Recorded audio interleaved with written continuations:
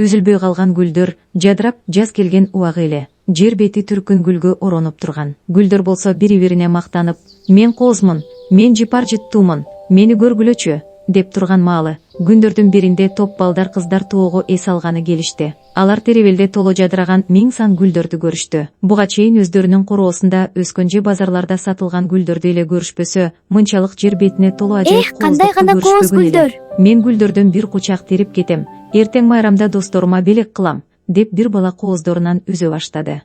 Кандай гана кооз гүлдөр. Мен мынчалык кооз гүлдөрдү көргөн эмесмин, деп экинчи кыз да тандап терип кирди.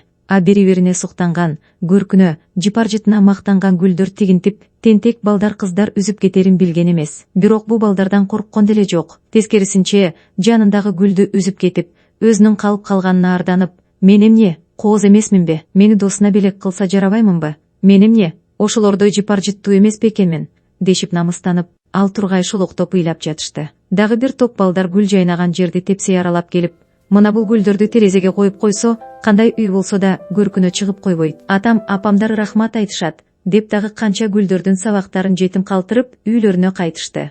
Үзүлбөй калган гүлдөр ан сайын намыстанышып, мени деле атасына, апасына, байкесине, эжесине алып барып белек кылса, мен деле аларды чексиз кубанычка бөлөмөкмүн да. Жалгызсырап, ээн талаада калып, эмне кылмак элем? Мен деле үйдүн терезесинде турсам, ошондон кем калышпай көркүнө чыгармакмын. Мени деле үзүп алып ыракаттанып жыттаса, кандай бактылуу болмокмун, деп ыргалаң желге термелишип, үйлөрүн көздөй кеткен кыздар менен балдарды томсоро карап кала беришти.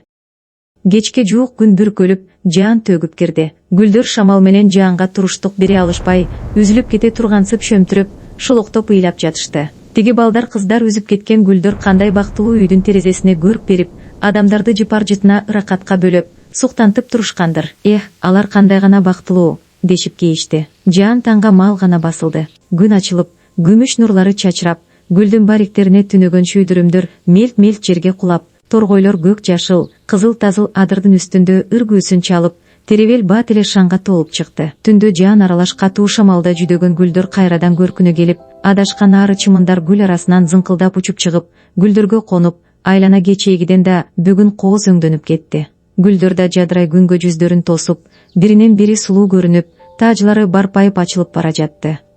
Кечейги балдар менен кыздар буларды да үзүп кетпегени кандай гана жакшы болду дейсиң. Бул гүлдөрсүз дүйнө мынчалык кооз болот беле? Буларсыз табият энебиз сулуу боло алат беле? Кечейги балдар кыздар үзүп кеткен гүлдөр эмне болду экен? Баса үзүлбөй калган гүлдөр кандай бактылуу?